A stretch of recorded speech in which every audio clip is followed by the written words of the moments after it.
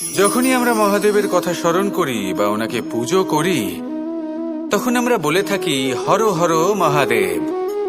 কিন্তু এই গৌরব আরেকজন দেবীও লাভ করেছেন, দেবী গঙ্গা। যখন আমরা গঙ্গা নদীতে প্রবেশ করি সেই জলকে হাতে নিয়ে আমরা বলি হর হর গঙ্গা।